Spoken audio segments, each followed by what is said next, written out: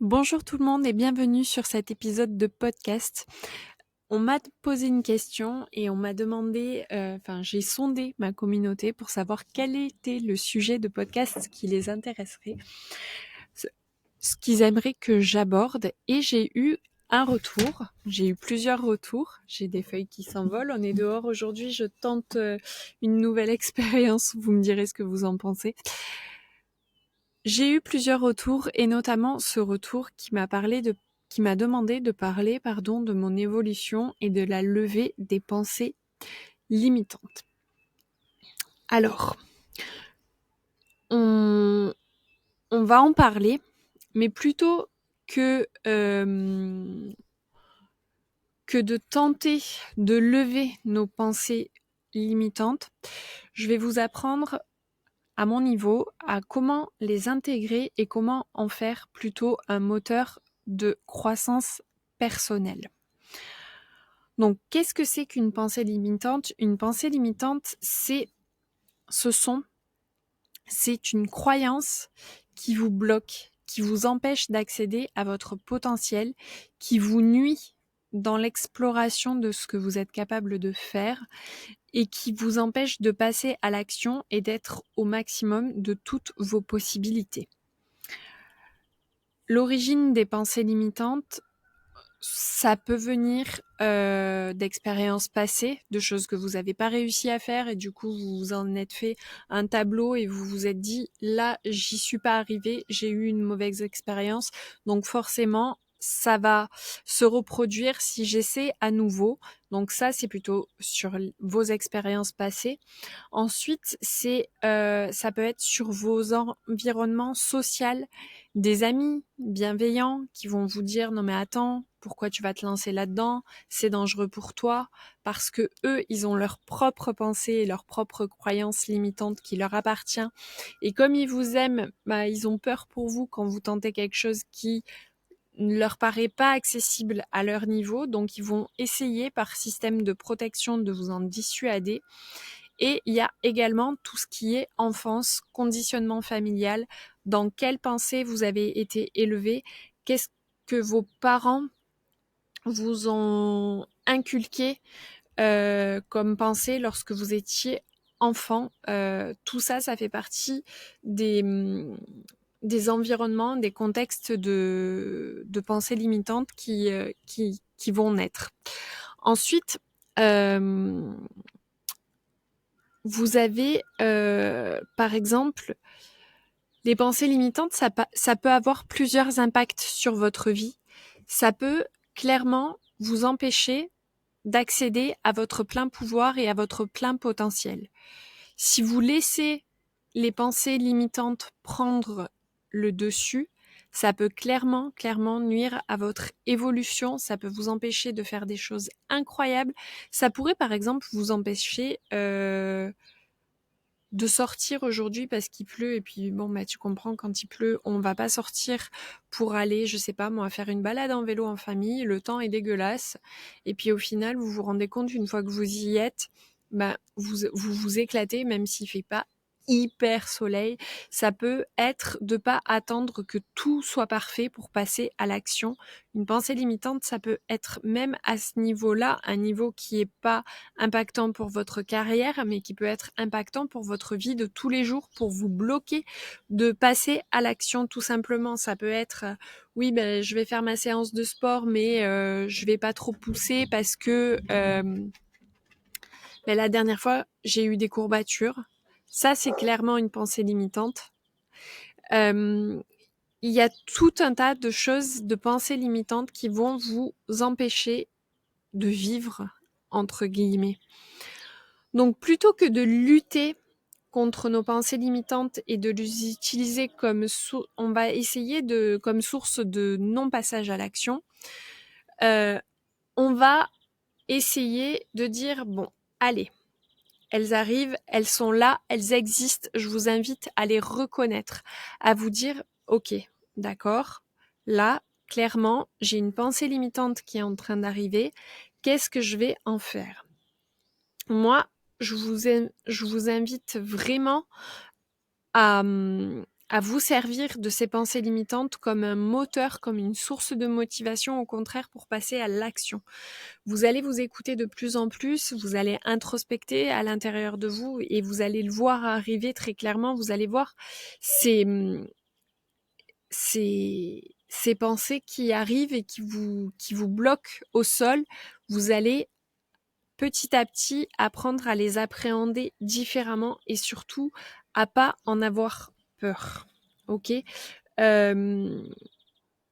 Lutter contre ces pensées limitantes en disant que c'est pas bien, ah oui mais non tu comprends, là j'ai des pensées négatives, il faut pas avoir des pensées négatives, il faut être dans la positive attitude tout le temps, il faut vraiment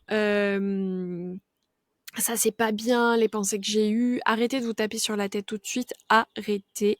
C'est un mensonge que de croire qu'on a la positive attitude tout le temps et heureusement qu'on a des pensées limitantes de temps en temps, ça prouve qu'on est humain. Donc arrêtez de vouloir tout contrôler, de vouloir être dans le perfectionnisme de la positive attitude. Vous avez le droit de ressentir vos émotions et toutes les émotions sont saines à ressentir. Tout c'est un peu comme toutes les questions. Les questions les plus cons sont celles qu'on va pas poser, les émotions les plus connes sont celles qu'on va s'interdire de ressentir. Très clairement, cette phrase, notez-la si vous voulez, mais c'est vraiment toute notre vie, on nous dit il faut que tu penses comme ceci, il faut que tu penses comme cela. Non, il faut arrêter avec ça. Posez des questions, même si elles vous semblent idiotes. Ayez des pensées limitantes, de toute façon, vous allez en avoir, ça fait partie du processus, il faut les accepter une bonne fois pour toutes. On n'est pas que des êtres de positive attitude, c'est pas vrai. Le mec qui est tout le temps dans la béatitude, dans la gratitude, dans ce genre de choses qu'on nous prône à tort et à travers sur les réseaux sociaux, ça n'existe pas.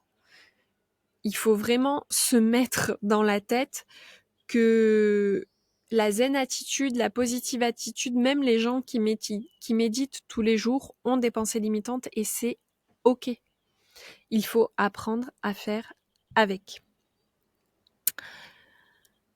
Quand on reconnaît justement ces pensées limitantes, on va les transformer en force parce qu'on va les accepter et les analyser pour savoir d'où elles viennent, de quel contexte. Et c'est là que le travail devient de plus en plus intéressant, d'aller à la découverte de soi et de dire « Ok, là, je ressens ça ».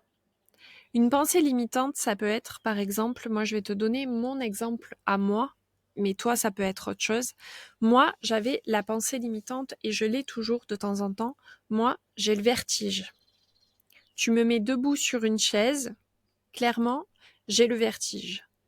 Et j'avais la pensée limitante que je ne pourrais pas faire d'activité sportive, de randonnée en montagne, de choses qui vont dépasser ce contexte-là du vertige, parce que j'ai le vertige et parce que du coup, comme j'ai le vertige, je vais plus rien faire autour de ça. Sauf que cette pensée limitante-là a été pour moi un véritable moteur, c'est-à-dire qu'à un moment donné, j'ai dit maintenant, stop. Et avec mon mari, on est allé faire une via ferrata avec des tyroliennes à 300 mètres de hauteur. Donc je sais pas si tu imagines, la via ferrata, c'est un parcours de randonnée en montagne avec de l'escalade, avec des passages sur des planches très fines où tu peux poser qu'un seul pied à la fois. Et là, très clairement, oui, ok, j'ai le vertige, oui, ok, ça n'a pas été facile, mais j'ai dépassé ce truc et je me suis dit que si j'arrivais à enclencher ce mécanisme avec toutes mes autres pensées limitantes, très clairement, j'allais pouvoir passer à l'action sur d'autres pensées limitantes, notamment la pensée limitante de je suis pas jolie, du coup je vais pas me montrer ma tête sur les réseaux sociaux, je suis trop grosse, du coup porter tel ou tel vêtement c'est pas pour moi. J'ai très peu d'amis, donc du coup dans les soirées en société je vais plutôt me taire et essayer de m'effacer dans un coin parce que sinon je vais pas être respectée, les gens vont peut-être pas apprécier ce que je vais dire. Voilà, les pensées limitantes, c'est ça. Aujourd'hui, très clairement, j'ai décidé de passer outre. Euh, j'ai décidé de comprendre quelles étaient leurs origines à ces pensées limitantes et à ces croyances limitantes, quels étaient leurs impacts sur moi et sur mes actions et sur mes non-actions également. Pour dépasser ça, il y a quelque chose qui m'a énormément aidée, c'est l'introspection. L'introspection, ça a été un moteur, un catalyseur de... Je vais pas vous dire que j'ai effacé mes pensées limitantes, mais non. En fait, ça a été un catalyseur pour les porter à ma conscience. J'ai porté à ma conscience toutes ces pensées limitantes que j'avais et je les ai vraiment décortiquées. Je leur ai vraiment apporté beaucoup d'amour, beaucoup de bienveillance pour qu'elles deviennent mon moteur, pour qu'elles deviennent mon catalyseur et pour qu'elles me poussent à l'action au lieu de me freiner.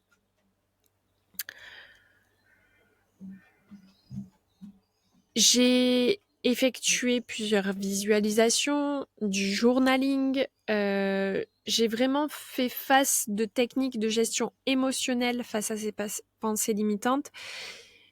On pourra en parler sur un autre épisode de podcast qui m'ont vraiment aidé à faire face et à avoir une espèce de résilience parce qu'elles, de toute façon, elles sont là. Elles sont là et du coup, on va passer au dernier thème de ce podcast, c'est-à-dire de les accepter. Une bonne fois pour toutes, il faut vraiment décider d'accepter qu'elles font partie de ta vie. C'est ton expérience humaine. Donc, ces pensées limitantes, elles sont là. Tu dois les reconnaître, tu dois les lister, tu dois les écrire et tu dois écrire comment tu peux en faire des alliés. Ça suffit de vouloir être la meilleure version de toi parce qu'on l'a dit dans un podcast avec Iris. Si tu veux aller réécouter ce podcast, vas-y. Il n'y a pas une meilleure version de toi, il y en a plusieurs, il y en a des milliers. Il y en a des milliers selon les saisons, selon l'heure de la journée, il y a plusieurs meilleures versions de toi et t'as jamais fini d'être la meilleure version de toi. Mais cette meilleure version de toi, ta plus haute version, on va dire, bien que j'aime pas ce terme, mais là, j'arrive pas à trouver d'autres mots pour t'expliquer, pour mettre en image ce que je veux dire. Donc, la méga best-of big meuf que tu es, elle va voir arriver ses pensées limitantes et elle va dire, OK, ça, c'est pour moi une opportunité de faire un travail continu sur mon développement personnel. Donc, si j'ai un conseil à vous donner, c'est embrasser vos pensées limitantes, enlacez-les, prenez-les dans vos bras, expliquez-leur qu'elles sont bienvenues et que si elles sont là, c'est parce qu'elles ont un rôle et que c'est pas le but, ça va pas être de les effacer, mais juste de s'en servir comme des enseignants, des guides vers votre croissance personnelle. Les pensées limitantes, c'est pas des obstacles à surmonter, c'est pas des montagnes à gravir, mais c'est des outils vraiment à utiliser pour grandir, pour évoluer. Donc, on parle d'évolution et de pensées limitantes dans ce podcast. Donc, je vous invite vraiment à penser à ce que je vous ai dit là sur ce podcast, à intégrer peut-être dans votre quotidien des visualisations, du journaling, de venir remercier vos pensées limitantes quand elles arrivent plutôt que de les traiter comme des ennemis et de réfléchir à ce qu'elles vous apportent et comment elles vont pouvoir vous propulser à un autre niveau. Je vous remercie vraiment pour votre écoute de ce podcast. Je vous remercie vraiment pour les messages que je reçois. C'est c'est très difficile de faire un podcast, c'est pas quelque chose de naturel. On se dit oui, on parle et tout, c'est easy, mais on est tout seul là devant notre micro et on sait jamais quel est l'impact des mots qu'on va utiliser. Donc c'est pour ça que vous me voyez chercher mes mots, c'est pour ça que je prends des notes, je donne un fil conducteur à mes podcasts parce que je me dis que j'ai toujours peur que mes mots soient mal interprétés parce que selon d'où on vient, selon quel est notre contexte social, environnemental, familial, notre contexte passé, les mots ont des pouvoirs différents, des significations différentes. Donc, merci à vous pour votre écoute. Merci pour les messages que vous m'envoyez quand je poste les podcasts sur les plateformes. Merci énormément. Je sais pas comment vous dire, mais bref, merci. Merci d'être là toutes les semaines. Ça me fait vraiment chaud au cœur. Je vous invite à venir partager maintenant vos réflexions et vos expériences sur vos pensées limitantes sur les réseaux sociaux, par exemple. Je vais faire un spoiler de ce podcast sur les réseaux sociaux. Donc, je vous invite à aller le voir et à écrire en commentaire quel a été votre plus gros shift, quel a été votre meilleur outil en pensée limitante. Non pas pour lutter contre, mais quelle a été votre plus grosse pensée limitante et à quel point vous avez réussi à faire de cette pensée un outil pour vraiment vous propulser au plus haut niveau et passer à l'action. Je vous remercie d'avoir écouté ce podcast jusqu'au bout. Je vous remercie d'être là chaque semaine. Je vous répéterai jamais assez combien j'ai de gratitude de pouvoir enregistrer ces podcasts. Je vous souhaite une super belle journée. Merci beaucoup pour votre écoute. Encore une fois, je me répète. Et puis, à très bientôt. Si vous avez aimé ce podcast, abonnez-vous et surtout, laissez-moi 5 étoiles. Ça me fera très plaisir. Merci.